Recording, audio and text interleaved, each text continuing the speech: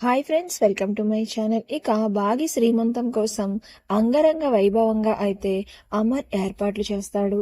ఇక అందరూ కూడా బాగి కోసం శ్రీమంతం ఫంక్షన్లో వెయిట్ చేస్తూ ఉంటారు. ఇక అమర్ అయితే చాలా ప్రేమగా బాగీని చేయి పట్టుకుని మరీ మంచిగా రెడీ చేసి అలా తీసుకుని వస్తూ ఉంటాడు. ఇక వాళ్ళిద్దరి జంట చూడముచ్చటగా ఉండడంతో వాళ్ళిద్దరిని చూసి రామ్మూర్తి అయితే చాలా సంతోషపడిపోతూ ఉంటాడు. ఇక బాగీని అమర్ ఆ శ్రీమంతం కుర్చీ దగ్గరికి తీసుకుని వచ్చి నుంచోపెడతాడు. ఇక రామ్మూర్తి అమర్ ఇద్దరూ కలిపి ఆ కుర్చీలో అయితే కూర్చోబెడతారు. ఇక మిస్సమ్మని చూసిన పిల్లలు అయితే చాలా అందంగా ఉండడంతో తెగ సంతోషపడిపోతూ మిస్సమ్మ ఎంత అందంగా ఉంది అని అయితే మనసులో అనుకుంటూ ఉంటారు. ఇక బాగి అమర్ అయితే ఒకరిని ఒకరు చూసుకుంటూ మురిసిపోతూ ఉంటారు. ఇక వీళ్ళిద్దరిని అలా చూసిన మనోహరి అయితే కుళ్ళుకుంటూ మనసుకి కోపంగా చూస్తూ పైకి మాత్రం గట్టిగా నవ్వుతూ ఉంటుంది.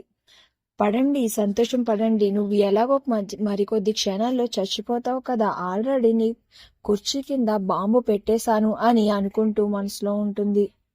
మనోహరి బాగి శ్రీమంతం ఫంక్షన్లో బాంబు పేల్చడానికి ప్లాన్ చేసి ఉంచుతుంది. ఆ ప్లాన్ ఏంటంటే మిడ్ నైట్ అయినప్పుడు ఇక చంబాని తీసుకుని వెళ్ళి బాగి చైర్ కింద బాంబ్ని అయితే ఫిక్స్ చేసి వస్తుంది. ఇక అప్పుడు చంబాతో చెప్తూ ఉంటుంది, ఈ బాంబ్ని పేలడానికి ముందు 15 నిమిషాల ముందు ఆన్ చేయాలి.